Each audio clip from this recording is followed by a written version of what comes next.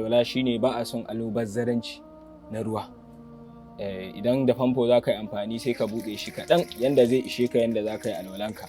Yawa, saboda annabi sallallahu alaihi wasallam ya kasance da ruwa ɗan kaɗan yake alwala, haka ya tabbata a sunna. Bismillah, za mu shiga insha Allah. Bismillah. Abu na farko shine za mu wanke hannayenmu sau 3. Bismillah. Sannan wankewan sai ya zamto ko ina ya taɓa ruwa, yanda aka rawaito annabi sallallahu alaihi wasallam ya kasance yana yin haka idan yana alwala, saboda ko ina ya samu ruwa a cikin hannunsa, kuma hannu daga nan zuwa nan ake wankewa, zuwa nan. Na biyu, wannan shine na biyu. Sannan kada mu manta, za ka iya wanke hannunka sau 1, za ka iya wanke shi sau 2, za ka iya wanke shi sau 3, amma dai wanda ya fi 3 ya fi ka falala, ya fi ka lada. Wannan shine ya tabbata a sunna.